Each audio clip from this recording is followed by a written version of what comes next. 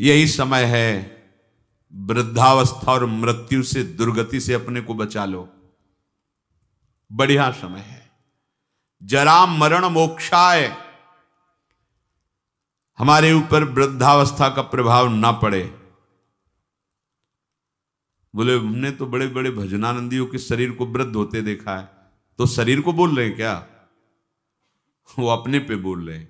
इस शरीर की वृद्धावस्था का प्रभाव हमारे ऊपर न पड़े, इस शरीर की मृत्यु अवस्था का प्रभाव हमारे ऊपर न पड़े।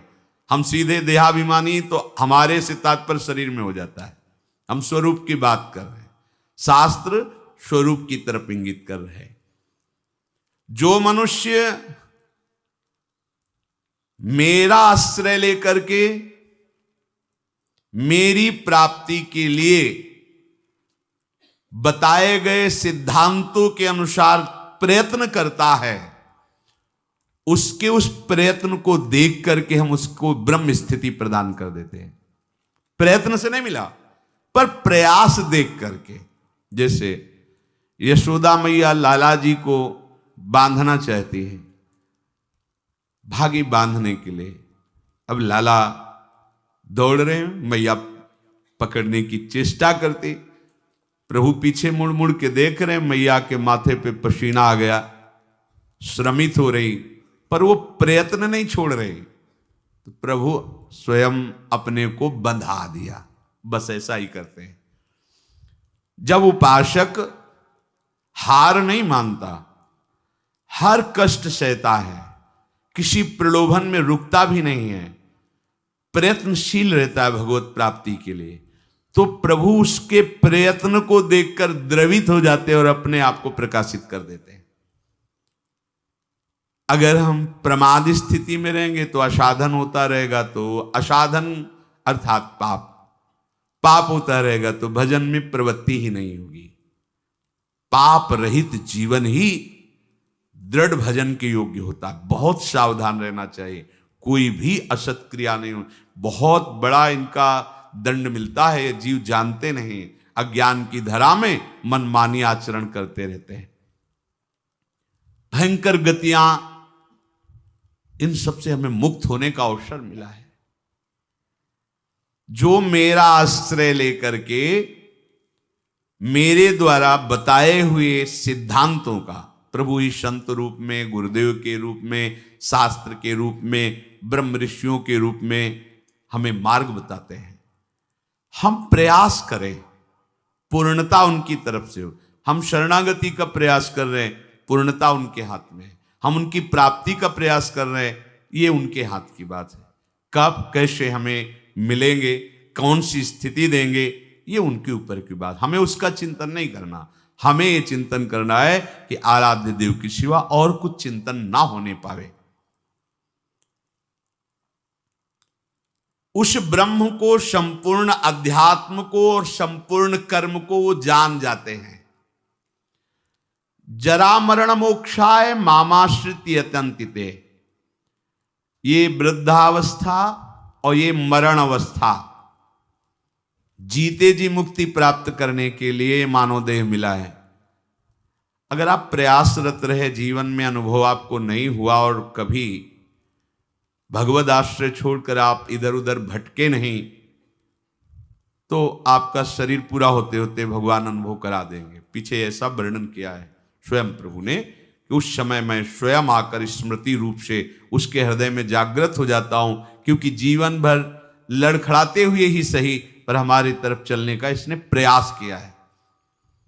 पर हमने महापुरुषों के मुख से सुना है कि जो उपासक बाल्यावस्था से ही भगवान के मार्ग में लगे हैं, उनको इस बात पर नहीं संतोष कर लेना चाहिए कि मरने के बाद भगवान मिलेंगे। नहीं, जीते जी अनुभव करना है। शरीर छूटने के पहले ही हमें शरीर छोड़कर वो स्थिति प्राप्त करनी है जो भागवतिक स्थिति है, बिल्कुल सच्ची।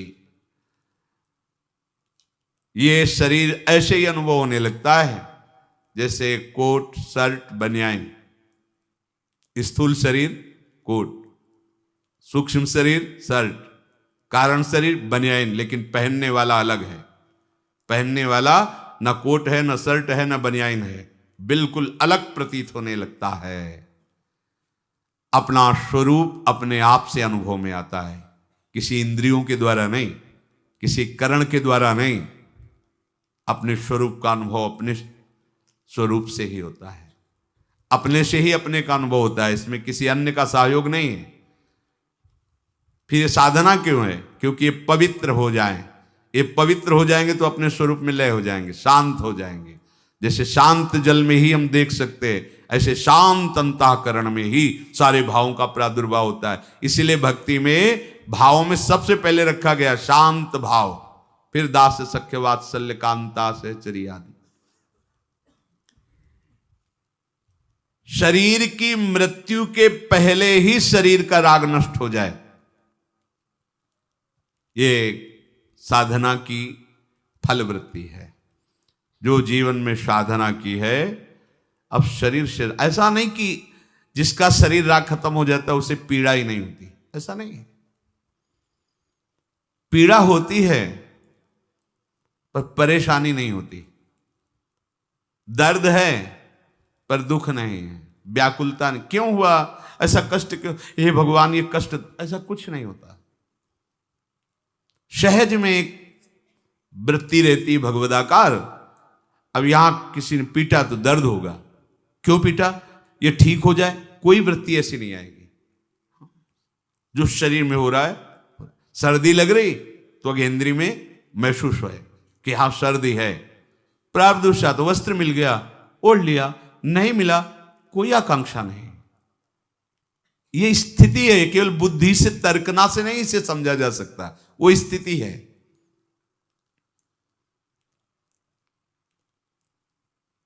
तात्पर्य यह हुआ कि इस मनुष्य शरीर से वृद्धावस्था आने के पहले और मृत्यु अवस्था आने के पहले भगवत प्राप्ति कर लो।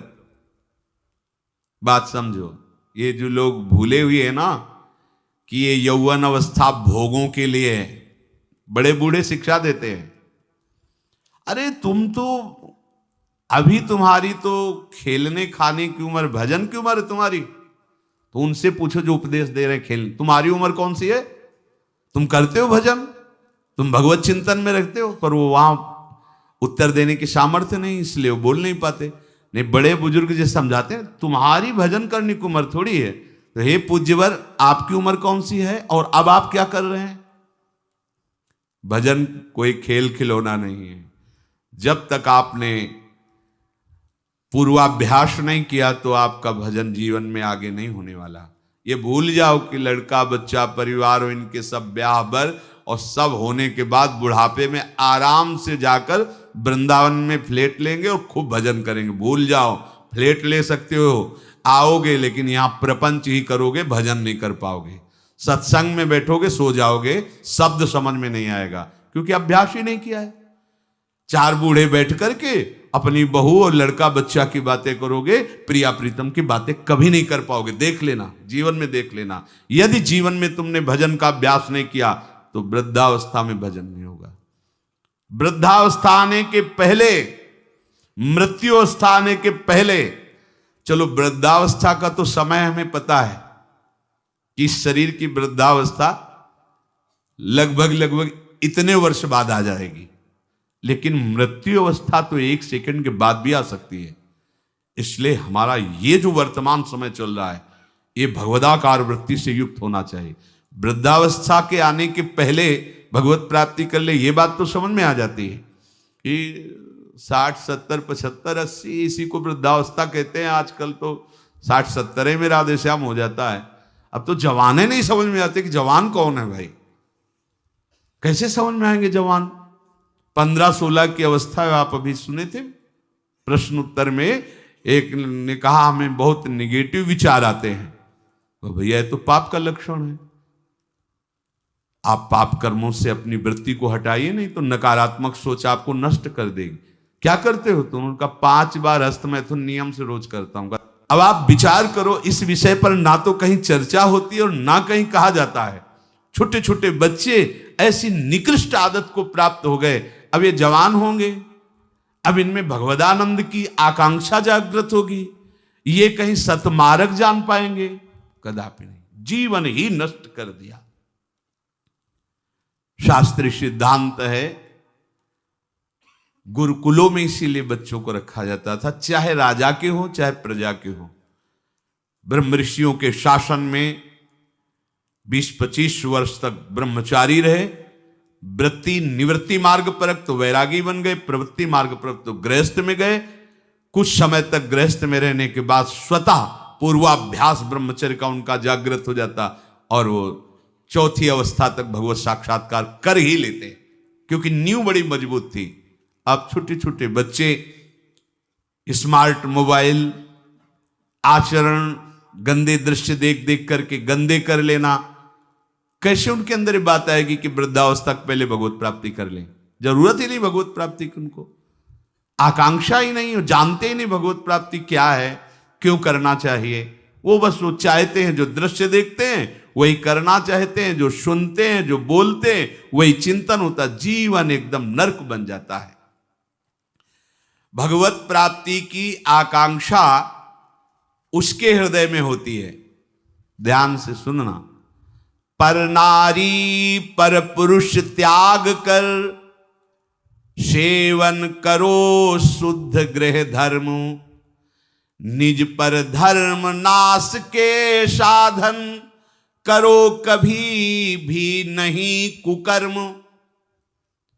यदि आपको इसी जन्म में उत्तम स्थिति को प्राप्त करना है तो चाहे गृहस्थ हो चाहे विरक्त हो, कभी भी ये विरक्त आश्रम वाले को माताओं बहनों की तरफ कुदृष्टि से भी नहीं देखना चाहिए। कुदृष्टि भोग भावना। जननी सम जानहि पर नारी, धन पराय विस्ते विष भारी, जिन्हि राम तुम प्राण प्यारे, तिनके मन शुभ सदन तुम्हारे। मातृवत पवित्र भाव। अपने को तो श्री जी की सखिया है, जैसे ललिता, विशाखा, चंपक, चित्रा, तुंग विद्या, रंग देवी, इंद्रलेखा और सखी सुदेवी, सकल यूथ हित सेवी। ऐसे ही चराचर की जितनी शरीर में भावना हम पवित्र कर पाएंगे उतने दोष हमारा नष्ट हो जाएगा। ये जितनी स्त्री शरीरधारी, ये सब मेरी प्यारी जी की लाडली सहचरिया हैं। इनके चरणों में प्रणाम। बस जो चाहे आपन कल्याणा, सुजस सुमत शुभ गति शुभ नाना, सो परनार लीलार गोसाई, तजौ चौथ के चंद की नाई। विरक्त उपासक को माताओं बहनों से आंख मिलाकर कभी बात नहीं करनी चाहिए। उनके मुख की तरफ, उनके चरणों की तरफ देखो, चाहे बच्ची हो, चाहे यौवन अवस्था, चाहे वृद्धावस्था की हो। विरक्त साधक को कभी एकांत में माताओं बहनों से संभाषण नहीं करना चाहिए। बीच में किसी को डाल और दूसरा साधक हो खड़ा हो जाए, नहीं बाहर निकलो। बाहर अगर बात ही करनी तो मैदान में करो खड़े होकर के। और क्या बात करनी है? हम भगवत प्राप्ति के मार्ग में चले, हमें क्या बात करनी है? बहुत सावधान रहना चाहिए। गृहस्थ धर्म के उपासक को यदि ब्याह हो गया है तो अपनी पत्नी से वो भी धर्मानुकूल, पशुवत व्यवहार नहीं। और पर स्त्री की तरफ तो दृष्टि ही ना करे भोग वृत्ति की। अगर की तो सारे सुकृत नष्ट हो जाएंगे, चाहे वो स्त्री शरीर चाहे वो पुरुष शरीर हो। इसलिए पर नारी पर पुरुष त्याग कर। पर ये सत्संग जिनके कानों में नहीं पहुंचता है, शास्त्र स्वाध्याय नहीं करते हैं, वो इसे मनोरंजन समझने लगे, इसे धर्म नहीं समझते, वो इसे मनोरंजन समझ। क्या इसमें बिगड़ जाता है? जो शास्त्र हैं उनका स्वाध्याय कभी करते नहीं। अब उनको जो समय मिलता है तो नौटंकी, नाटक, सिनेमा देखते हैं जिनमें यही सब की पुष्टता होती है, इसी की बाहुल्यता होती है, वही दृश्य देखते हैं। ना तो कभी भगवत प्रेमी महात्माओं की चरण रज में बैठ करके सत्संग सुना, ना शास्त्र स्वाध्याय किया, तो मनमानी आचरण बढ़ते रहते। कैसे भगवत प्राप्ति की बात आएगी कि जरा मरण मोक्षाय। अगर गृहस्थ धर्म में है तो शुद्ध कर्म करे, जो उसके शास्त्र अनुकूल वर्णन किए गए, वो भी सत्संग से ही पता चलेगा शुद्ध कर्म क्या है, अशुद्ध कर्म क्या है। जो दूसरे के धर्म का नाश करता है, कुकर्म करता है, वो कभी साधन मार्ग पर कैसे चलने की सोच सकता है? अगर कहीं उनके अंदर थोड़ी श्रद्धा भी बनती है तो भूत प्रेत की पूजा करता करता जो तामस व्यवहार, अंडे मांस शराब उड़ाता चोरी का करता व्यापार, रखता मन में वैर द्वेष मद करता जो हिंसा व्यभिचार, होता घोर प्रेत वो पाता असहनीय यातना अपार। जरण मरण मोक्षाय नहीं, वो प्रेत बनेगा। प्रेत योनि किसको प्राप्त होती है? तो बोले जो भूत प्रेतों की पूजा करते हैं, जो अंडा मांस शराब ये सब खाते पीते हैं, दूसरे के धन को जो चोरी करते हैं, मन में वैर द्वेष अहंकार रख करके जो हिंसा करते हैं और पर स्त्री से जो व्यभिचार करते हैं, वो घोर प्रेत योनि को प्राप्त होता है। इसका प्रमाण धुंधकारी है, पढ़ के भागवत में देख लेना। प्रेत योनि को प्राप्त होता है। ऐसे प्रेत स्वभाव वाले कैसे जरा मरण मोक्षाय के मार्ग का अवलंबन लेंगे? इसलिए तामस वस्तु नशीली जूठन से रखो परहेज विराग, माता पिता देवता गुरु का गुरुजन का न करो अपमान, सुख पहुंचाओ सबको संतत मन में रख श्रद्धा सम्मान। कोई भी नशा भगवत प्राप्ति के मार्ग में चलने वाले उपासक को नहीं करना चाहिए। बैठा लो। आजकल ये भी बहुत सूक्ष्मता से साधन मार्ग वालों को गिराने के लिए प्रवेश कर गया है कि थोड़ी सी भांग खा लो, बस भगवदानंद में डूब जाओगे, या एक दो चिलम फूंक लो, या अमुक अमुक अमुक।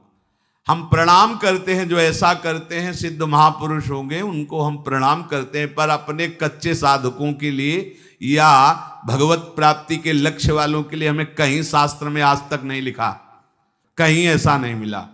कुछ लोग उदाहरण देते हैं कि भगवान शंकर भी भांग खाते हैं। भगवान शंकर भांग खाते नहीं, पीते हैं, हलाहल जहर पीते हैं। जगत की रक्षा के लिए समुद्र मंथन में निकला हुआ हलाहल जहर पिया। तुम एक धतूरे का फल खा के दिखाओ तो तुम्हें माने उनकी समानता कर सकते हो? जगत रक्षा के लिए भगवान, और यहां से नीचे उतरने नहीं दिया है। यही है नीलकंठ। तुम एक घूंट पानी आरोक के दिखाओ, एक बूंद पानी चला जाए, खोक खोक करते रहोगे। पूरा हलाहल जहर समुद्र मंथन का यह आरोक लिया है, इसलिए नीलकंठ भगवान उनको कहा गया। कहते भगवान शंकर गांजा पीते, कभी देखा चिलम उड़ाते हुए भगवान शिव को? अरे भाई समझो, उस भगवान हैं, वो जगत मंगल के लिए सब किए हैं। वो कोई ऐसा नहीं कि थोड़ा भांग खा के कैलाश। भांग का नशा कितनी मिनट रहता है? बहुत 24 घंटे, 12 घंटे 24 घंटे। शंकर सहज स्वरूप समारा, लाग समाधि अखंड अपारा। 88,000 वर्ष तक की समाधि एक बार में, 88,000 वर्ष। 88 मिनट बैठ के बिना हिले दिखाओ हमें तुम। 88 मिनट बिना हिले डुले पद्मासन लगाओ और 88 मिनट बिना हिले डुले, शरीर कांप जाएगा। महापुरुषों के सत आचरण का तो अनुकरण नहीं करते, और उनकी जो महामहिम जगत रक्षा के लिए वृत्ति, उसको बोलते भगवान शंकर नशा करते। कोई भी तामस वस्तु, नशीली वस्तु अगर स्वीकार करेंगे तो शुद्ध भजन नहीं हो पाएगा। इसलिए जो कर रहे हैं वो सिद्ध है, हम प्रणाम करते हैं। हमारा निषेध करने का कोई बल ही नहीं है। शास्त्र कह रहा है तामस वस्तु नशीली, कोई भी नशा नहीं होना चाहिए साधक के जीवन में। जूठन से रखो परहेज। गुरु की, आराध्य देव की जूठन के सिवा जीवन में किसी और की जूठन नहीं पानी चाहिए। सब सवै संत गुरुदेव हैं, व्यास या प्रतीत। भगवत प्रेमी महात्माओं की जूठन के लिए तो आदेश दिया है, जूठन ले पावे सदा। जो गृहस्थ में हैं, माता पिता वयो वृद्धों को भगवान का स्वरूप मानकर उनका आदर करे। बड़ा क्रूर स्वभाव होता जा रहा है। नवयुवक जन है, अपने वृद्ध माता पिता को कटु वचन बोलते हैं, यहां तक कि उनके ऊपर हाथ भी छोड़ देते, मारने पीटने तक पर। सोचो तुम्हारी गति क्या होगी।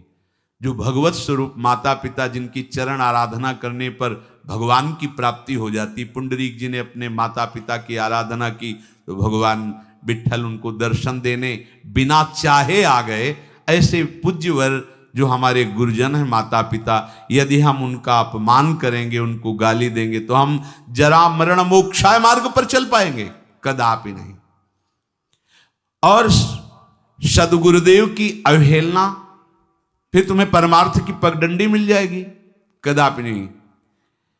सुख पहुंचाओ सबको संतत, मन में रख श्रद्धा सम्मान, सब में भगवत भाव कर कर सुख देने की भावना। बुरे संग का, बुरे व्यसन का कभी न रखो मन में मोह, काम लोभ को छोड़ करो सब जीवों पर स्वाभाविक छो। जैसे कर्म किए जीवन भर, जैसे मन में रखे विचार, अंतकाल भाव मनुज का होगा उसके ही अनुसार। बहुत सुंदर बात कह रहे हैं पूज्य भाई जी महाराज। यदि तुम बुरा संग करोगे, बुरा नशा करोगे, बुरे भाव रखोगे, काम लोभ आदि में आसक्त होकर चेष्टा करोगे, भोग वासना करोगे, तो क्या होगा? बोले जैसा जीवन तुम व्यतीत करोगे, फाइनल में तुम्हारे पास वैसा ही निर्णय आएगा। क्या? अंतिम समय वही कर्म छा जाएंगे। जो बुरे कर्म किए हैं वही छा जाएंगे। अगला, जैसे जरा सी वृत्ति मृग में लगी तो मृगाकार वृत्ति होने के कारण अगला जन्म मृग का हो गया। आपने तो कितनी जगह ममता की हुई है, कितनी जगह। क्या होगा अंत समय में? जरा मरण मोक्षाय के मार्ग में चलने वाले उपासक को बहुत सावधान रहना चाहिए। अंतकाल का भाव मनुज का होगा उसके अनुसार। जो जीवन में तुम कर रहे हो अंतिम में वही भाव तुम्हारे आएगा। यदि भजन कर रहे हो तो सदगति, और अगर बुरे आचरण संसार में फंसे हो तो दुर्गति। तदानुसार ही सदगति दुर्गति होगी उसे प्राप्त अनिवार्य। अतः रखो प्रतिपल ही मधुमय, भगवद स्मृति में हृदय उदार। अपने हृदय को निरंतर भगवद स्मृति में लगाए हुए ही कार्यरत रहो। अगर आप इसको भगवद स्मृति को छोड़ते हैं कि आगे हम कर लेंगे, तो आगे नहीं होने वाला। मृत्यु समय की अनुपम सेवा, मन से दूर करे संसार। हमें मृत्यु बनानी, मृत्यु को महोत्सव बनाना है। हमारा आखिरी समय होना चाहिए। तो बोले इसके लिए क्या करो? संसार का चिंतन छोड़ना होगा। संसार का चिंतन छोड़ोगे तो तुम्हारी मृत्यु महोत्सव हो जाएगी। और इस पर कोई सोच नहीं रहा।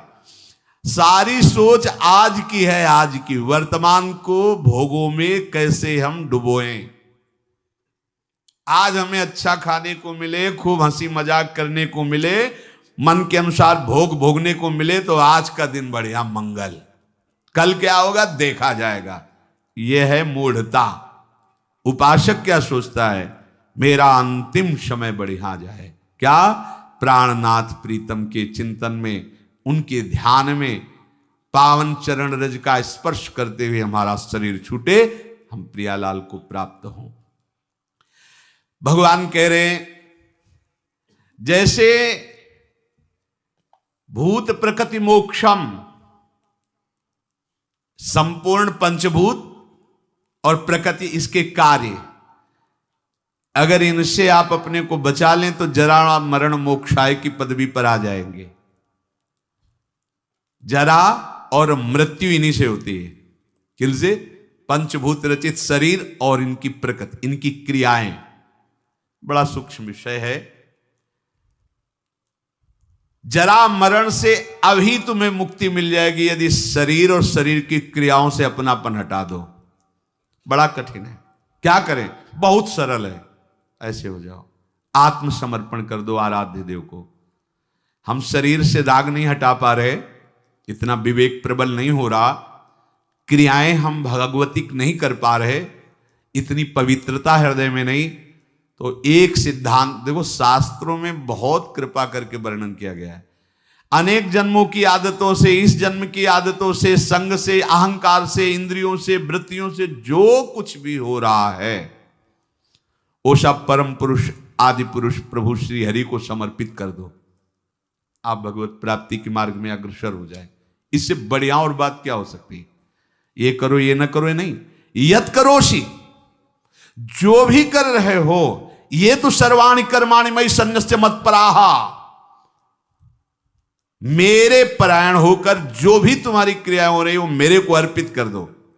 यत करोषि, जो कर रहे हो कुछ तो करो, कोई सिद्धांत तो पकड़ लो। आज से नियम ले लो कि हमारा कोई भी 24 घंटे का समय भगवद अर्पित बिना हुए नहीं हम छोड़ेंगे उसे। अगर शयन में जा रहे हैं तो जागृत का पूरा हिसाब प्रभु के चरणों में दीजिए, और शयन के बाद जब जगिए तो पूरा शयन दीजिए प्रभु को। प्रभु 10 बजे सोए थे और अभी 1 बजे 2 बजे जो जगे, तो प्रभु ये समय आपके चरणों में समर्पित है। इसमें जो हम नींद में हुए या जो भी नाम जप किया, जो प्रभु आपके चरणों में। अब फिर सुबह जागृत में ये विचार करते रहो, ये क्रियाएं सब प्रभु की प्रसन्नता के लिए हो रही। नाम जप करते रहो, हर क्रिया प्रभु को अभी कुछ ही दिनों में आप देखना आपकी आध्यात्मिक विचार शक्ति बढ़ जाएगी, आपका विवेक पवित्र हो जाएगा। पर ये अभी 1-2 दिन करोगे फिर भूल जाओगे। भूलो नहीं। अगर भूलते रहोगे तो ज्यादा समय नहीं अपने लोगों के लिए पास। ये बहुत डींगे हाँकते हैं हम, अभी बड़ा समय। ब्रह्मा जी के देश में, ब्रह्मलोक में ऐसे कमल की पंखुड़ी में ऐसे छेदो तो अपने यहाँ का 1 वर्ष हो जाता है। अगर वो 80 बार ऐसे कर दिए तो हम गए। 80 साल ही होगी वो तो उम्र, 60, 70, 80, 85 कितनी उम्र है। बहुत जल्दी तत्पर हो जाओ। पर सब कोई तत्पर नहीं होगा, सब तत्पर हैं आज जगत सजाने में। अरे हम जगत सजाने के लिए नहीं आए, हम जगदीश को पाने के लिए आए। ये हृदय का चिंतन बदलो,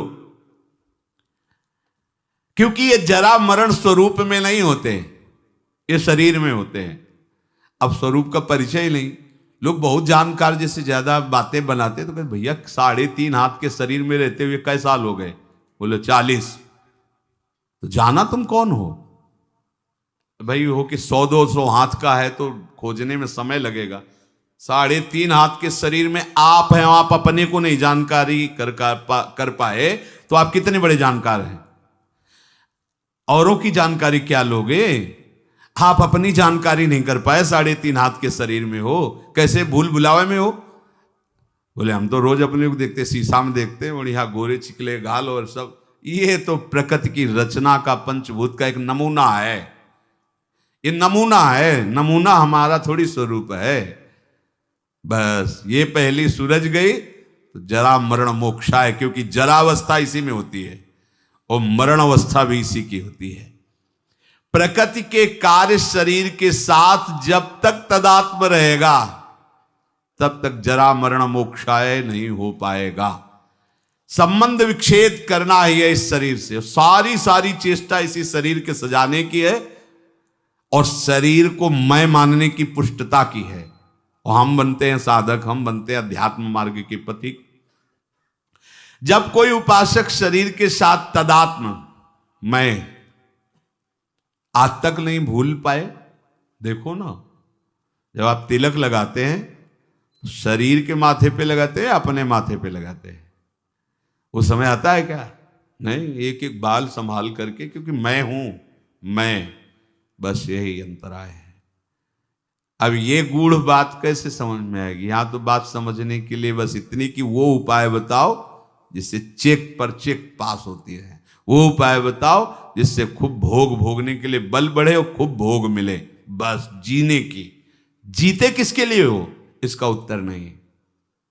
इसका उत्तर नहीं किसके लिए जी रहे हैं। भोगों के लिए जी रहे हैं, भोग भोग रहे हैं, जीने के लिए, बस इतना ही क्रम है मूढ़ता का। शरीर के वृद्धावस्था होने पर जब शरीराभिमानी मैं मानता रहा है, अब वो अपने को मान लेता है कि मैं वृद्ध हो गया हूं, पर वासना बहुत प्रबल हो जाती वृद्धावस्था में। पहले हमको ये भ्रम था कि ये जितने विकार हैं जवानी के हैं, इसके बाद शांत हो जाते होंगे, फिर बाद में अन्य वृद्धजनों से बात करके और शास्त्रों से पता चला कि यदि 40-45 की अवस्था, पूज्य पंडित श्री गया प्रसाद जी की वाणी, 40-45 वर्ष की अवस्था तक आपने अपने विकारों पर विजय प्राप्त नहीं की तो आगे और भयंकर रूप धारण कर लेंगे। और वृद्धावस्था में तो ये ज्वलंत, लोग कहते हैं जवानी में विकार ज्वलंत होते, नहीं नहीं, वृद्धावस्था में होते, क्योंकि अब उसकी दुर्गति करवानी है ना। अंदर विकार भरे होते हैं और शरीर भोग लायक नहीं होता, बस मिटिया मिट, वो मलिन विचार उसके आगे बढ़ने नहीं देते। ये देखो कैसे जरा मरण मोक्षाय हो पाओगे। अभी से सुधार करो, आज से सुधार करो। एक आए थे हितधाम में, वो आप लोग जानते हैं उनको, उन्होंने कहा कि हम विरक्त वेश लेना चाहते हैं। दोनों पति पत्नी सब कार्य निवृत्त हैं और हाँ ठीक है, अच्छा है, चौथापन है, विरक्त भाव होकर वृंदावन बात, वो फ्लैट भी खरीद लिया। हमका ठीक है, आप ऐसा कर सकते हैं, अच्छा है, जब जागे तभी मंगल, आप जो आयु बची वृंदावन वास करते हुए भजन करो। पर हमारे यहाँ फिर सिद्धांत है कि रज के पात्र में पाया जाता है और कोशिश करे कि जमीन में ही आसन लगाकर शयन करे। बहुत संसार के तो सब भोग आप भोग ही लिए, और दोनों अलग अलग आसन पर लेटना। वो रुक गए, उनका अलग अलग आसनों पर। हम कहा हाँ, ये विरक्त होने पर तो फिर यही होगा ना, मतलब अलग अलग आसनों पर। तो उन्होंने स्पष्ट कहा कि इनको फिर नींद नहीं आएगी तो हम विरक्ति नहीं ले पाएंगे, और नहीं ली। और वो वृंदावन से, ये आप क्या समझते हो, बुढ़ापा में जीवन में भजन नहीं किया तो बुढ़ापा में आके तुम ऐसे, नहीं, बहुत विचित्र राग है, माया का ऐसा राग नहीं है। जो ये मैं मानता है कि शरीर मैं हूं, शरीर पे मेरापन टिका हुआ है, तो जन्म मृत्यु जरा व्याधि दुख दोषानुदर्शनम वो नहीं कर पाएगा। जन्म मृत्यु जरा व्याधि दुख दोष ये नहीं देख पाएगा वो शरीर के। जन्म मृत्यु जरा व्याधि दुख रूप दोषों को देखना विवेकवानों का कार्य है। ये शरीर में बिल्कुल ममता नहीं रह जाती जब आप भगवत प्राप्ति का लक्ष्य करोगे। भगवत प्राप्ति का क्या, हमें लगता है अगर विशेष कोई कामना अपना जोर दे दे तो शरीर का प्यार खत्म हो जाता है। कोई कामना विशेष जोर दे दे, अपने स्वरूप में आ जाए कामना, तो फिर उसे कुछ याद नहीं रहता, मरना मंजूर है, लेकिन वो अपने लक्ष्य पर आगे बढ़ जाएगा। फिर भगवत प्राप्ति की कामना और शरीर का राग बना रहे, कैसे हो सकता है? इसका मतलब है अभी भगवत प्राप्ति की जलन नहीं हुई हृदय में, भगवत प्राप्ति की लालसा नहीं हुई। ये मैं मेरापन से मुक्त हो गए तो जरा मरण से मुक्त हो गए, क्योंकि शरीर के साथ माना हुआ संबंध बड़ा कठिन है त्यागना। तो इसे क्या करें, कैसे संबंध का त्यागे? हम नया संबंध बनाओ। क्या नया संबंध? अभी तक जितने संबंध बनाए उन सब संबंधों ने तुम्हें बांधा है। भगवान कपिल देव जी कहते हैं कि ये आसक्ति ही जगत के बंधन का कारण हुई, और हे मां, अगर यही आसक्ति भगवत प्रेमी महात्माओं से हो जाए तो मोक्ष का खुला हुआ द्वार है। हमें संबंधों ने ही बांधा है, शरीर संबंध, शरीर संबंधी भोग, शरीर संबंधी रिश्ते नाते। अब हम एक संबंध और प्रकट करते हैं, अपने आत्मस्वरूप गुरुदेव का। मन वचन कर्म से हम आचार्य और गुरुदेव की शरण में होते हैं। अब ये जीवन यंत्रवत वैसे ही चलेगा जैसा आदेश होगा, खत्म खेल। देह भाव कब नष्ट हो गया आपको पता नहीं चलेगा। जिन वैराग्य की सीढ़ियों को लांघना विवेक के द्वारा बहुत कठिन पड़ता, बड़ा लंबा समय जाता, छोटी छोटी अवस्था में कोई ज्ञान नहीं है, उन वैराग्य की सीढ़ियों को आगे लांघते हुए निकल गए गुरु कृपा पात्र जन। हम अगर ये संबंध मान ले, प्रथम से वह गुरु के चरण, जिन या धर्म कहो सब करन, नाम प्रताप बताइयो। आप इस चाल को समझना, ये मन बुद्धि इस बात को स्वीकार नहीं करते हैं। एक गुरु का संबंध केवल एक व्यवहार मात्र कर लेते हैं। गुरु मानने वाले लाखों हैं, लेकिन गुरु की मानने वाले अंगुलियों में गिने जा सकते हैं। अपने मन वचन कर्म से ये ठान लो कि अब मेरा जीवन बिक गया, कोई अस्तित्व नहीं। गुरु ने नाम देकर मंत्र देकर खरीद लिया है, अब वो जैसा चाहेंगे वैसा चलेगा। ये सब ठीक हो जाएगा, सब ठीक हो जाएगा। जितने भी महापुरुष हुए हैं सबने गुरु महिमा का गान किया है। बिना गुरु कृपा के इस मैं और मेरापन से हटना बड़ा कठिन होता है, घूम घूम करके छाया रहता है। देख लो, यहां बैठे हो इसलिए देख सकते हो, देख लो जब से चले हो तब से अब तक मैं और मेरे के ही घेरे को नहीं पार कर पाए हो, देख लो। और जो जितना समर्पित है मैं मेरा का घेरा उतने उसका शिथिल होता चला जाता है। ये आत्मसमर्पण से सब ठीक हो जाएगा। हमारा प्रगट में शासन चाहिए, क्योंकि छवि तुम्हारे घर में विराजमान हो, कभी तुम्हें डांटी क्या? तुम्हारा जैसा मन आवे छवि के सामने करो, कर सकते हो। प्रगट में गुरु के सामने एक भी चेष्टा अगर प्रतिकूल की तो डांट पड़ जाएगी, सभा में तुम्हें गलती माननी पड़ेगी। लेकिन छवि के सामने यद्यपि वो वहीं भी विराजमान है, पर आपकी वृत्ति सुधरने के लिए छवि से काम नहीं चलेगा। प्रगट में चाहिए जो हमें दुलार भी करे और हमें शासन भी करे, और हम यंत्रवत चले, बस भगवत प्राप्ति हो गई। ऐसा ना होता तो भगवान श्री कृष्णचंद्र जो नीचे बैठते हैं, संदीपनी जी ऊपर बैठते हैं। संदीपनी जी कौन है? बोले भगवान के गुरु हैं। क्या पढ़ा रहे हैं? बोले वेद पढ़ा रहे हैं। वेद कौन है? बोले भगवान के श्वासों से निकले हैं। जाकी श्वास वेद श्रुति चारी, सो हरि पढ़े ये अचरज भारी। संदीपनी जी के गुरुदेव भगवान कुछ समय के लिए विक्षिप्त का स्वांग किया, पागल जैसे। जितने शिष्य थे सब भाग खड़े हुए हैं, लवशंका फेंक रहे हैं, थूक रहे हैं, मार रहे हैं, ऐसा मनो पागल हो गए। ऐसा काफी समय तक ये उन्माद स्थिति रही उनकी। एक दिन शांत भाव में हुए तो देखा संदीपनी जी ही केवल पास में, तो उनका बेटा और सब कहां गए? बोले गुरुजी वो तो अपने घर चले गए। क्यों? क्योंकि आपकी चेष्टा ऐसी प्रतिकूल होती थी, मारना, थूकना, पेशाब फेंक देना, ऐसा, तो लोग तो सब और तुम क्यों नहीं गए? बोले गुरुजी फिर आपको भोग कौन लगाता, आपका स्नान कौन कराता, बस। तो क्या हमारी प्रतिकूल चेष्टा तुम्हारे प्रति नहीं हुई? गुरुजी अब हमारा जीवन ही नहीं है, वो जीवन तो आपका जीवन है। अब जैसा आप हो, तो हमें कुछ इसलिए बुरा नहीं लगा कि ना मेरा तन है, ना मेरा मन है, ना मेरा प्राण है, हमने तो आपके चरणों में समर्पित कर दिया। अब आप चाहे मारो या दुलार करो, इससे मुझे कोई मतलब नहीं, क्योंकि ये जीवन आपका है। आंसू आ गए गुरुदेव के, हृदय से लगाए। और बेटा, जिस परब्रह्म की उपासना हमने की, उपासना के बल से जिसका साक्षात्कार किया, वही ब्रह्म तुम्हारा शिष्य बनेगा करके। वही संदीपनी जी ऊंचे आसन पर बैठे और जगत गुरु भगवान श्री कृष्ण हाथ जोड़े नीचे बैठे, उनकी आज्ञा का पालन कर रहे हैं।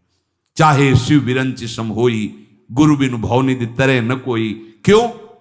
क्योंकि ज्ञान हो सकता है तुम्हें, चतुराई आ सकती है तुम्हें, लेकिन अहम की वृत्ति का नाश समर्पण से ही होता है। वो जब समर्पित हो गए, अब जैसे कह रहे हो वैसे हम चल रहे हैं। हम तो कुछ कर नहीं रहे, जो करवा रहे हैं, जैसे चला रहे हैं। अहम खत्म, दैन्यता, तो मैं मेरापन गया।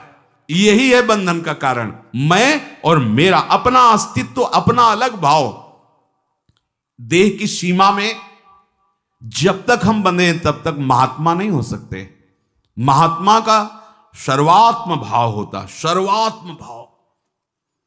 सब रूपों में मेरे आराध्य देव, या सब रूपों में मैं। ब्रह्मज्ञानी सब रूपों में मैं, भक्त सब रूपों में आराध्य देव। मामाश्रित यतन्तिते, जिसने मेरा आश्रय ले लिया, मेरे आश्रित होकर जब मैं साधन कराता हूं तो अभिमान नहीं होता। और जब उपासक स्वयं में कर्ता भाव लेकर यत्न करता है तो अभिमान छुपा पुष्ट होता रहता है। मैंने ऐसा कर लिया जिससे मुझे ऐसा अनुभव हुआ, और मैं ऐसा कर लूंगा जिससे मुझे ऐसा अनुभव होगा। ये सब अहम की धरा में होता है। और जब मेरा आश्रय ले लिया जाता है तो उसको यह अनुभव होता है कि प्रभु ने ऐसा कराया तो ये अनुभव हुआ, प्रभु ऐसा करा लेंगे तो वो भी अनुभव हो जाएगा। उसके जीवन में सावधानी ये रहे कि आलस्य और प्रमाद ना आने लगे कि भगवान की कृपा से सब हो जाएगा तो भजन करने की जरूरत क्या है, गुरु कृपा से सब हो जाएगा, अब भजन करने की जरूरत नहीं। अच्छा चलो ठीक, तो फिर प्रमाद करके अन्य जो असाधन है वो भी करने की तुम्हारी रुचि नहीं होनी चाहिए। पक्का समझो बस इसी से हो जाएगा। पर होता क्या है, हम ये तो कह देते हैं कि भगवत कृपा से सब हो जाएगा, ये छोड़ दिया यहां और करने लगते हैं असाधन, फिर भगवत कृपा कैसे आप पर जागृत होगी। सच्ची कह रहे हैं, ये स्थिति छोटी मोटी नहीं कि आज से हम कुछ नहीं करेंगे। झांक के देख लीजिए, ये बहुत बड़ी परमहंस स्थिति है। कुछ नहीं, न शुभ न अशुभ, न सत न असत, ये साधारण है। कह देते कि सब भगवान की कृपा से हो जाएगा। हाँ ठीक है, बहुत बड़ी बात है ये, पर आप अब अपने शरीर और मन को प्रकृति में लगाएं, भोगों में लगाएं और फिर कृपा का आश्रय, गलत बात।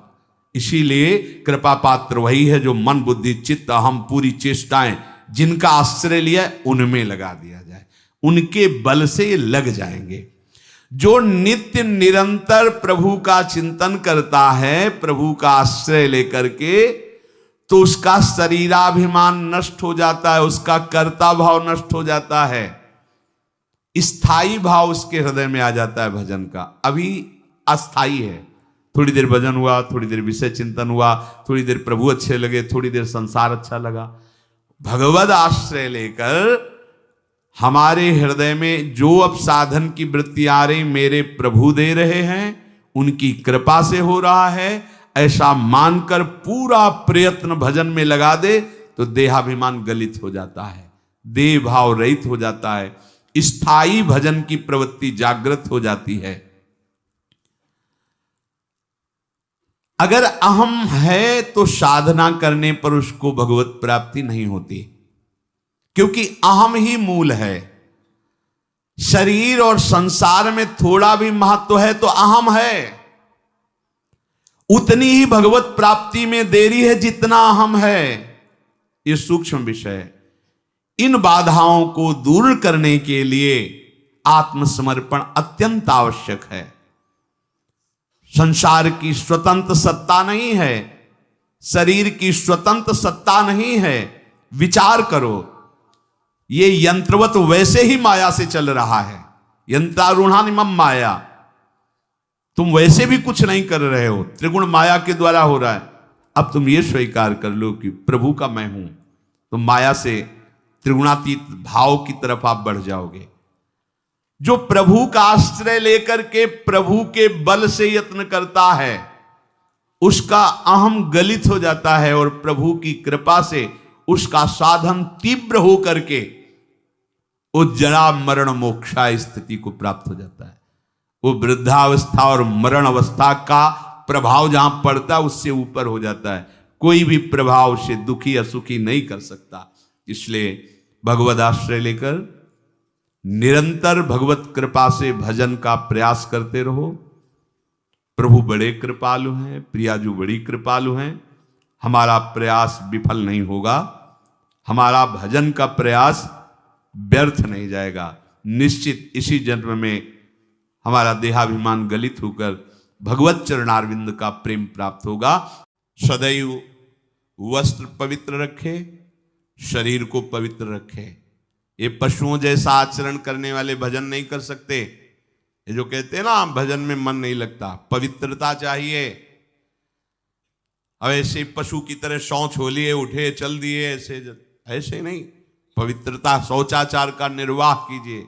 लघु शंका भी जाइए तो जल लेकर जाइए। इंद्री का प्रक्षालन, फिर हाथ का प्रक्षालन, फिर 3 बार आचमन, राधा वल्लभ श्री हरिवंश, राधा वल्लभ श्री हरिवंश। जैसे शास्त्रीय विधान में केशवाय नमः, नारायणाय नमः, माधवाय। पवित्र रहिए। देखो भजन कैसे नहीं होता। मिट्टी जल आदि से बाह्य शरीर की पवित्रता और छल कपट के त्याग से भीतर की पवित्रता बढ़ती है।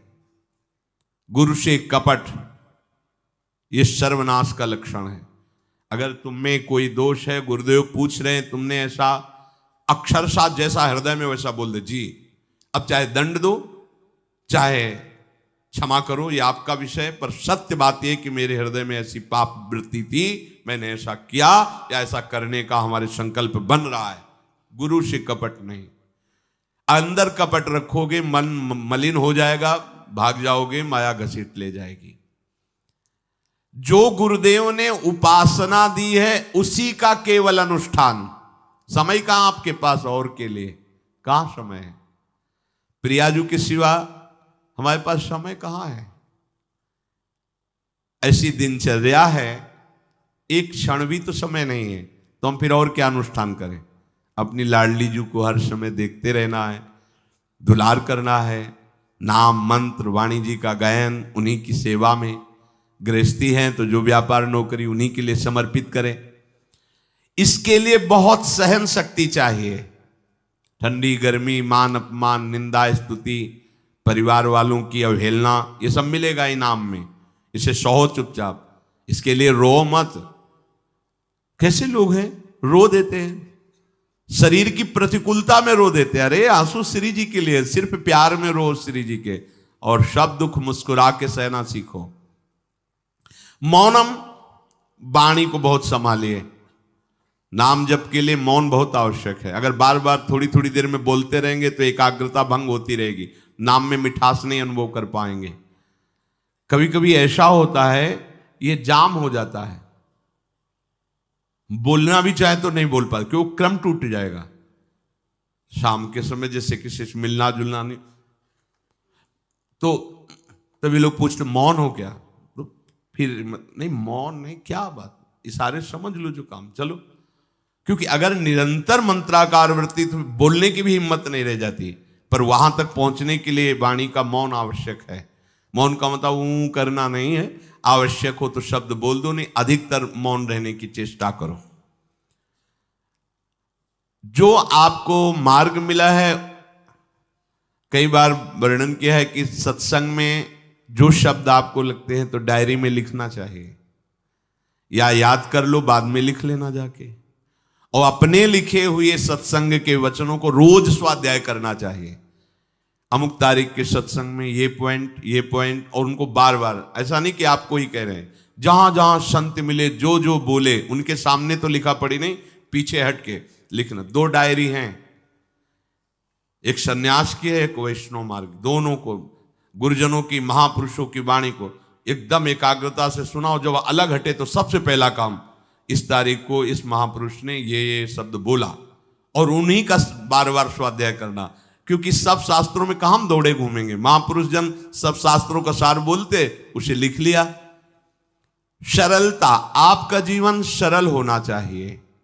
छल कपट द्वंद्व, मुख में कुछ और, हृदय में कुछ और, आचरण में कुछ और, ये दुष्ट पुरुष का लक्षण है।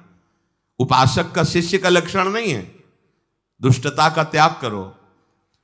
हृदय में कुछ और चल रहा है, वाणी से कुछ और बोल रहे हो, आचरण में कुछ और है, ये दुष्ट पुरुष का लक्षण है। साधु पुरुष का जो वाणी में वही, हृदय में वही, आचरण में है, तीनों की मिलान है, वही साधु है, वही उपासक है, वही भक्त है, जिसकी तीनों एक हो। वाणी से जो बोला वही हृदय में है, जो हृदय में वही आचरण में है। यहां वाणी से कुछ बोल रहे, हृदय में कुछ चल रहा है, आचरण कुछ और बता रहे, ये ठीक नहीं। सरलता का तात्पर्य है मन, वचन और कर्म, ये तीनों एक होने चाहिए। अहिंसा, वाणी से, शरीर से किसी को भी कष्ट ना पहुंचे, ऐसी अंदर धारणा रखो। वो अपने संकल्प विकल्प करके कष्ट भोगे, उसकी बात, हमारे द्वारा किसी को कष्ट ना पहुंचे, ये हमारी धारणा हो। सर्दी गर्मी, सुख दुख आदि, द्वंद्व हर्ष विषाद आदि जो है, इनको सहना सीखो। भगवान भी आदेश करते हैं, मात्रा स्पर्शास्तु कौन्ते शीतोष्ण सुख दुखदा आगमा पायनो अनित्यास्तास्तितिक्षस्व भारत। जो इनको सह जाता है वही परम पदवी को प्राप्त होता है। थोड़ी सी गर्मी आहा, थोड़ी सी सर्दी आहा, पूरे जीवन गर्मी। पैर की त्वचा ऐसी हो गई थी कि बंबूल का कांटा टूट जाता था, घुसता नहीं था। जीवन में कभी पादुका ही नहीं, तो चमड़ी इतनी मोटी हो गई थी पैरों की। सर्दी गर्मी जैसा आप इसको, आप देखो, यहां आप कौन सा स्वेटर पहनते हैं? जीवन में कभी नहीं। सर्दी में क्या होता है, यहां ये त्वचा नहीं क्या? हमें तो लगता है काफी सुकोमल अन्य अंगों से यहां की त्वचा है, कपोल, नासिका, नेत्र आदि। यहां क्या पहनते हो सर्दी में? क्या बिगड़ जाता है? क्योंकि अभ्यास है, गर्भ के बाद निकलने के बाद यहां कुछ ढका ही नहीं, यहां कुछ नहीं ढका, तो पूरे जीवन ढकने की जरूरत नहीं। और अगर पूरे अंगों में न ढका होता तो पूरे जीवन ढकने की जरूरत नहीं। जो जंगल में दिगंबर महापुरुष रहते थे गंगा के किनारे, कितने, तो उनको क्योंकि अभ्यास, और हमने अभ्यास किया कपड़े लत्ते का, तो अभ्यास, हमने अभ्यास किया एसी रूम का, अभ्यास किया गीजर से नहाने का, वो अभ्यास किया तीनों काल गंगा स्नान, वो अभ्यास, कुछ फर्क नहीं पड़ा इस जड़ शरीर में। इसको जैसे रखो। तो सहने का अभ्यास, यदि माया से मुक्त होना है तो सहने का अभ्यास रखो। ये जरा में ओह बहुत गर्मी, ये नहीं उपासक, गर्मी है ठीक है, शरीर का धर्म है, तो इंद्री में ताप लग रहा है ठीक है, राधा राधा राधा। आप कहोगे प्रवचन करने से नहीं होता। कभी बिजली नहीं रखी ईद धाम में, कटवा के रखे थे? बिल्कुल नहीं। जितनी देर होश रहा आंख का हाथ से पंखा कर लिया, नहीं तो बस राधा राधा राधा, जो मिला मांग के खाया, कुशासन पे लेट। प्रवचन ही केवल नहीं रहे, अब तो जैसे जोई जोई प्यारो करे सोई मुई भावे। नहीं, जानबूझ करके अपने शरीर को अधीन नहीं करना चाहिए। सुविधाओं की अधीनता, तुम भोगता नहीं, सुविधाएं तुम्हें भोग रही हैं। जितना तुम सुविधा भोगी बन जाओगे उतना तुम कमजोर हो जाओगे। सीधे प्रकृति का वार सहो, तुम महात्मा सुदृढ़ बलवान हो जाओगे। तुम्हारे आगे समर्थ शब्द लग जाएगा।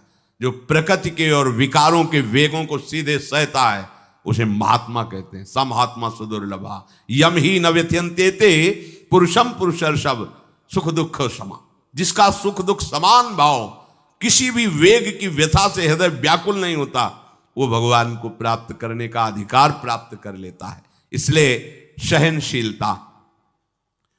सर्वत्रात्मनेश्वरान वीक्षाम कैवल्य मनिकेतताम विवक्त चीर वसनम संतोषम एन केनचित। ये ध्यान रखो कि तुम कभी प्रभु से अलग नहीं हो। सर्वत्र भगवान हैं तो यहां भी हैं, सब समय में हैं तो इस समय में भी हैं, सब में हैं तो हम में भी हैं, सबके हैं तो हमारे भी हैं। हम कभी भी प्रभु से बिलग नहीं हूं। एकांत सेवन तुम्हारा स्वभाव बन जाना चाहिए। चाहे जो हो, थोड़े समय के लिए तो एकांत बैठो। एकांत मिला तो मोबाइल का संग कर लिया, एकांत मिला तो मित्र बना लिए, बैठ के प्रपंच वार्ता कर रहे हो। नहीं, अगर भगवत प्राप्ति करनी, माया मुक्त होना है तो एकांत एकांत ही होना चाहिए। भले 100 लोग हैं, हमारा किसी से कोई संबंध नहीं, और हम बैठे हैं अपने आराध्य देव के चिंतन में, हम एकांत हैं। और गुफा में बैठे हैं, शरीर एकांत है, मन से चिंतन संसार का हो रहा है, प्रपंच में है, एकांत में नहीं है। एकांत शब्द का अर्थ समझना चाहिए। हम एकांत को सीधे गुफा या कहीं एकांत, ऐसे एकांत का अर्थ है एक के सिवा दूसरा कोई नहीं, अर्थात एकमात्र भगवत चिंतन में डूबा हुआ उपासक।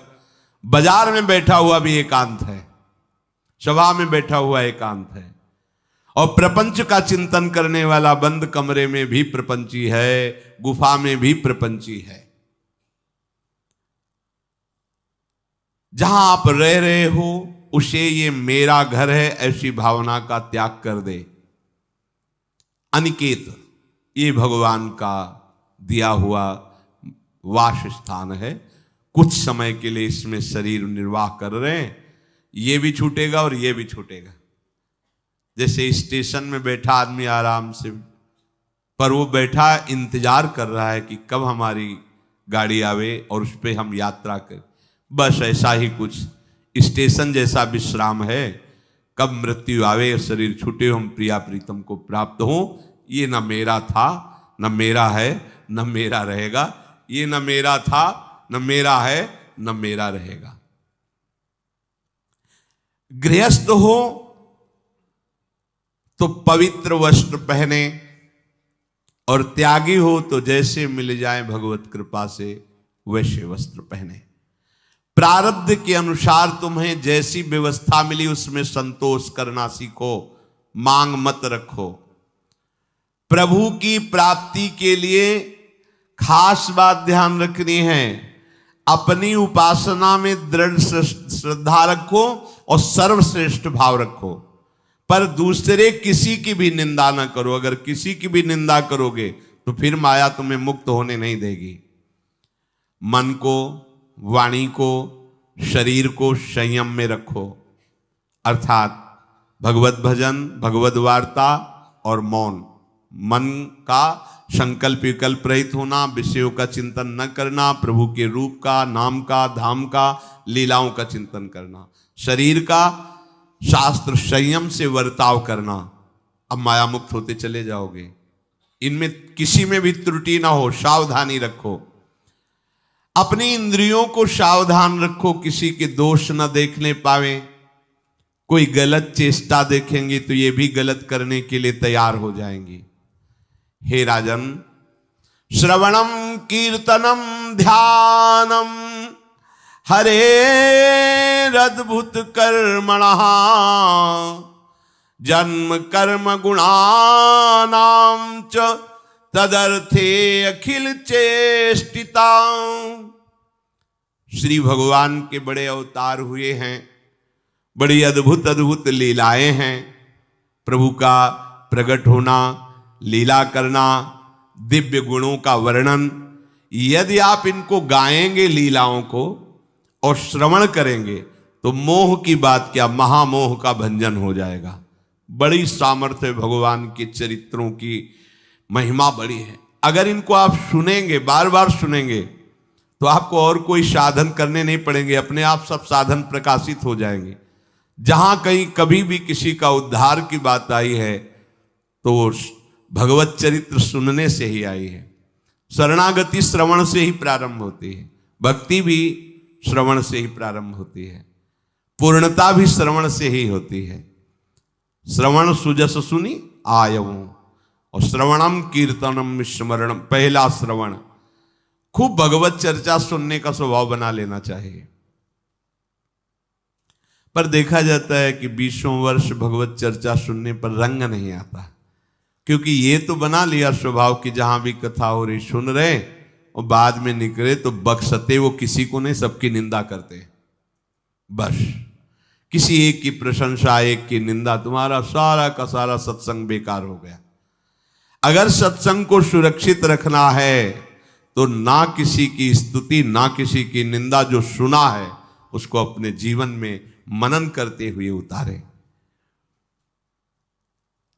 प्रभु की लीलाओं का श्रवण और प्रभु के नाम का कीर्तन और प्रभु के रूप का ध्यान, ये 3 बातें बहुत जल्दी भगवत प्रेम प्रकट कर देती है। ये 3 बातें बहुत जल्दी भगवत प्रेम प्रकट कर देती हैं। प्रभु के अवतार लीला चरित्रों का खूब गायन करे, खूब श्रवण करे। भगवान की अवतार लीलाएं भी हैं और प्रभु की प्रेममय निकुंज लीलाएं भी हैं। तो अगर आपका निकुंज लीला में प्रवेश नहीं है तो प्रथम सुने भागवत, भक्त मुख भगवद वाणी। भगवान के अवतारों का, भगवान की अवतार लीलाओं का श्रीमद् भागवत में खूब बढ़िया वर्णन है। पढ़ो, सुनो, क्या होगा इससे? मोह का नाश हो जाएगा। दूसरी बात, नाम कीर्तन, ये तो महान अमृत है। बिल्कुल विश्वास कर लो, नाम कीर्तन अमृत है। ताली बजा के, मंजीरा बजा के, ढोल बजा करके, नाच करके, जैसे बने, अकेले 4 लोग जैसे बने, नाम संकीर्तनम यस्य सर्व पाप प्रणाशनम। देखो, भगवत चर्चा ने महामोह का नाश कर दिया और भगवान नाम कीर्तन ने सब पापों का नाश कर दिया। नाम संकीर्तनम यस्य सर्व पाप, सर्व, पीछे बीच में जो भी जमा संचित क्रिम, सब को भस्म करने की सामर्थ्य नाम कीर्तन। ये जो राधा राधा आप बोलते हैं, बहुत अमृत है, बहुत अमृत। और प्रभु के रूप का ध्यान, ये तीन बातें बहुत जल्दी माया मुक्त कर देंगे, आपको भगवत प्राप्ति करा देंगे। प्रभु के रूप के ध्यान के लिए ही दिव्य श्यामा श्याम ने बिहारी जी का रूप धारण किया।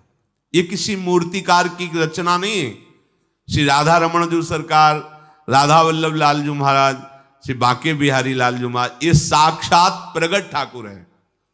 प्रिया प्रीतम हमारी दृष्टि में सामर्थ्य नहीं कि देख सके, वो तो हरिवंश नेत्रों से देखे जाते हैं। निकष कुंज ठाड़े भये भुजा परस्पर अंश, श्री राधा वल्लभ मुख कमल निरख नयन हरिवंश। हरिवंश नेत्र प्रकट हो जाएंगे, आश्रित जन हो चिंता की बात नहीं। पर ये जो रूप प्रकट है, इसके ध्यान में तो तुम्हें कोई श्रम नहीं करना। बिहारी जी महाराज, राधा वल्लभ जी महाराज, राधा रमण जी महाराज, भर नेत्र देखो और अपने नेत्र के कैमरा से खींच लो फोटो।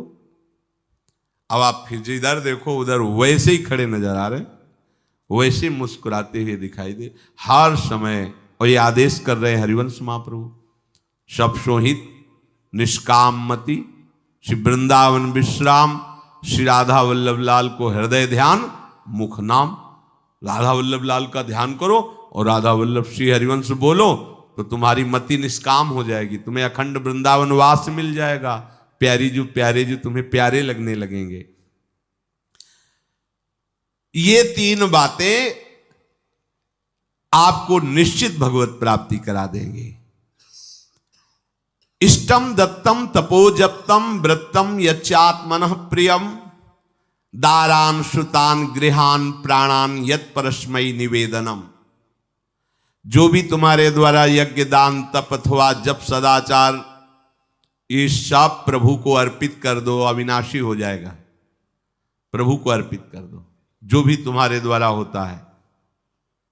हे प्रियालाल, आपकी प्रसन्नता के लिए। फिर दोबारा कह रहे हैं, स्त्री पुत्र घर जीवन और अपने प्राणों का मोह त्याग करके, प्राणों का मोह त्याग कर। यहां पूरा समाज वैसे ही सब बैठा है हृदय में। देखो, जिस मार्ग में चलना उसे समझो। अंदर से केवल प्रिया प्रीतम में ही हमारी अहमता ममता होनी चाहिए। प्रभु सच्चिदानंद श्री कृष्ण चंद्र जी को अपना प्राण प्रीतम मानने के लिए ये जितनी जगह आप अपनापन किए हैं समेटना पड़ेगा। सबकी ममता ताग बटोरी, मम पद मन ही बांध बर डोरी।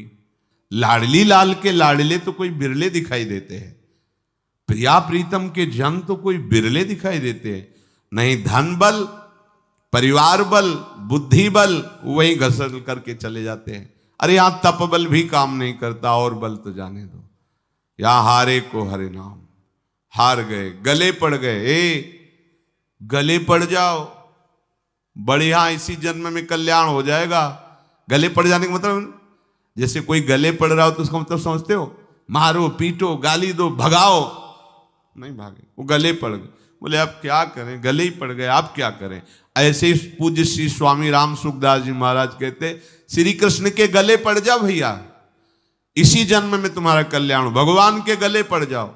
गले आप तो जैसे भी हैं आपके हैं, अब तो हम खूब हल्ला मचा कहेंगे कि राधा वल्लभ लाल के हैं, तुम्हें अपनी इज्जत बचा ली हो तो सुधार लो हमें, समझ गए। ये गले पड़ला, हाउ कहावत, लंबा तिलक लगाएंगे और जय राधा वल्लभ लाल की बोलेंगे। और आपके लायक तो हम हैं नहीं। अब आपको अपने लायक बनाना कि आपका दास कैसा होता है, तो आपको बनाने के लिए कोई मशीन की जरूरत नहीं, आप ऐसे बना दोगे, बना देना।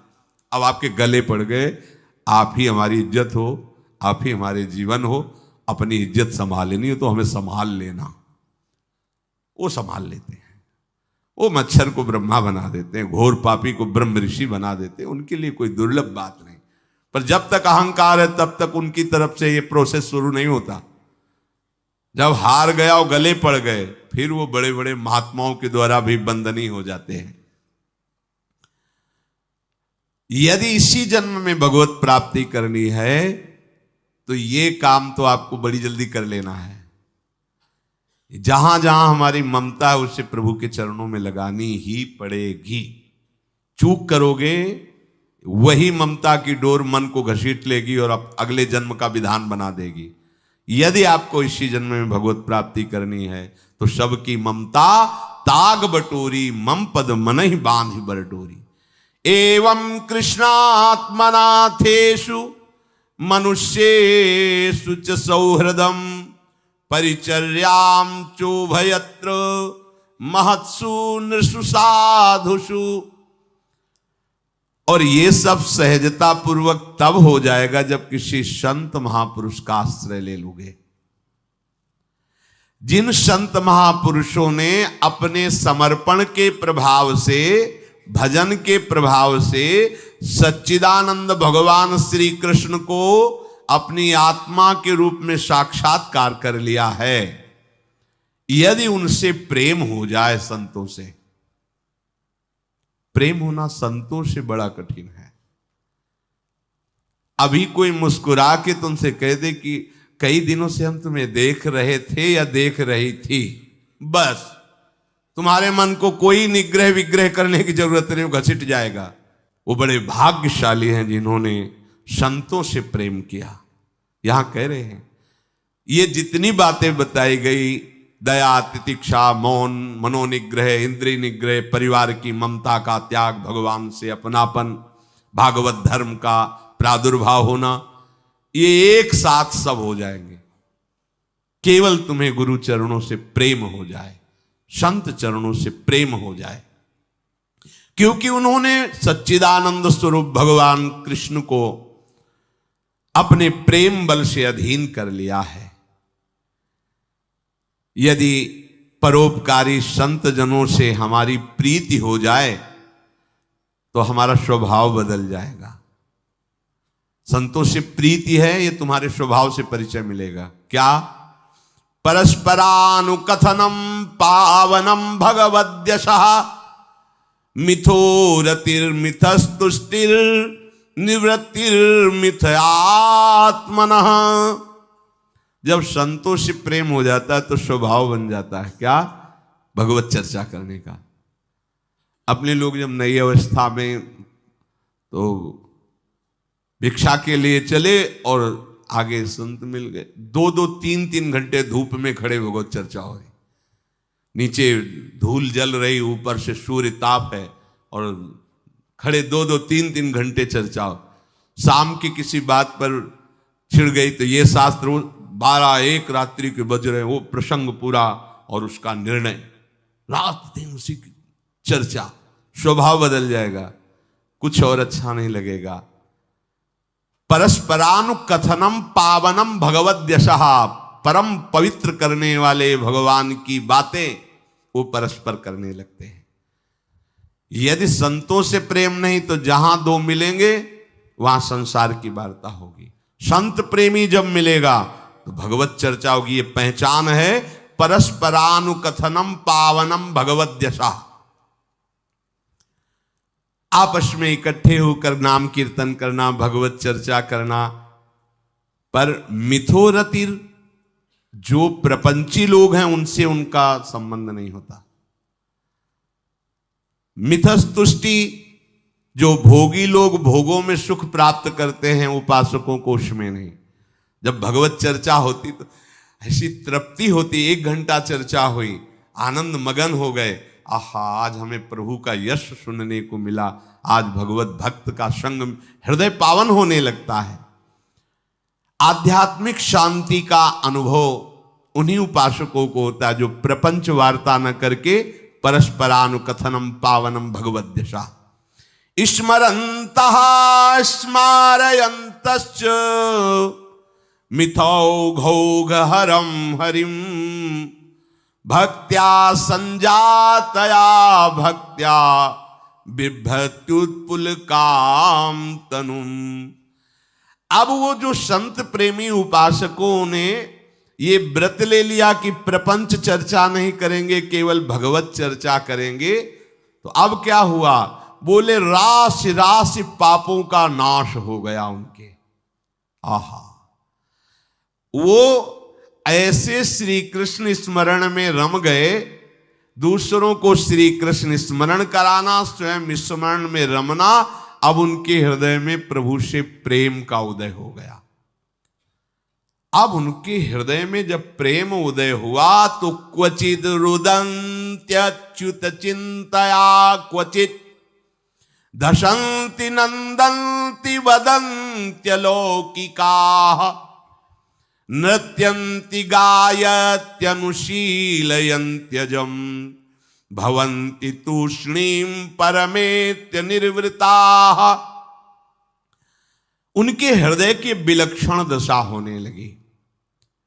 वो कभी ऐसी घोर चिंता में डूब गए कि इतना समय हो गया, अभी प्रियाजू का दर्शन नहीं हुआ, प्रियाजू हमसे बात नहीं किए।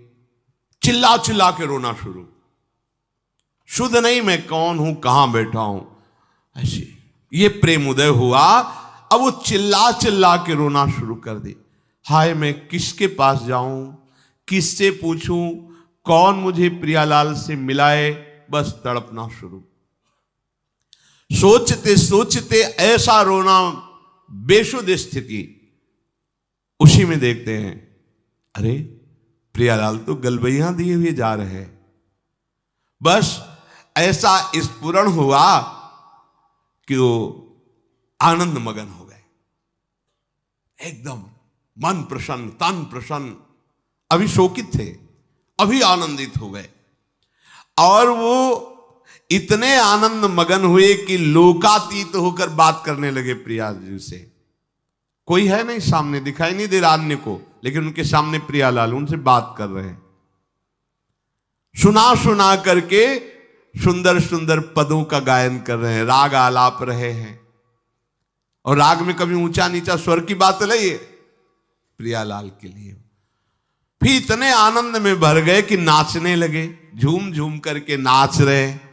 लोगों को लग रहा है कोई है नहीं सामने, कैसे ना, ओ प्रियालाल सामने। प्रियालाल को देख रहे, प्रियालाल को पद सुना रहे, प्रियालाल के सामने नाच रहे। और कभी कभी अरे वो तो हमें छोड़कर चले गए, फिर चिल्लाकर रोने लगते हैं, खोजने लगते हैं। कभी कभी अरे वो तो मुझे हृदय से लगाए हुए, एकदम शांत समाधिस्थ, ऐसी भाव दशाएं उसकी होने लगती है। तो जो इस प्रकार गुरु की शरण होकर उनकी आज्ञा पालन करते हुए, संत जनों से प्रीति रखते हुए, परस्पर भगवत चर्चा करते हुए, नाम कीर्तन करते हुए, भगवत रूप का ध्यान करते हुए, प्रतिपल प्रभु का चिंतन करते हैं, उनको इस दुरंत माया से पार होने के लिए कोई कठिनता नहीं, वो सहज में पार हो जाते। और पार ही होना है, दूसरा कोई सूत्र नहीं है हमारे पास। कोई अब मंगल का रास्ता नहीं रह गया। ऐसी आग में जलना, जीते जी जल रहे काम क्रोध की आग में, मरते समय मृत्यु, बार बार जन्म मरण, फिर प्रलय, फिर महाप्रलय, फिर जन्म मरण, कब तक चलता रहेगा। अब तो मनुष्य जन्म मिला है, वृंदावन मिल गया है, रसिकों का संग मिल गया, अब तो जीत जाओ बाजी। नहीं तो ध्रुवदास जी कहते हैं बार बार तो बनत नहीं, या संजोग अनूप, मानुष तन वृंदा विपिन, रसिकन संग विविरूप, अत्यंत उदार करुणा वरुणालय, स्वामिनी की चरणाश्रय, निरंतर नाम जप, चूको मत, लक्ष्य बना लो।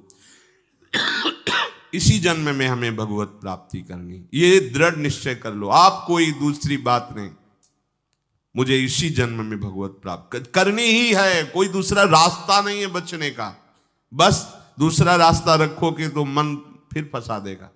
बस भगवत प्राप्ति करनी, फिर चाहे जैसे बर्ताव करवाओ, प्रभु आप जानो, एक बार हमसे मिलो, एक बार हमें इन द्वंद्वों से मुक्त करो, एक बार इन विकारों की जलन से मुझे ऊपर उठाओ, ये जन्म मरण का चक्र एक बार मिटाओ नाथ, फिर जैसा चाहो वैसा खेलो, ऐसा निश्चय करो। श्री राधा वल्लभ।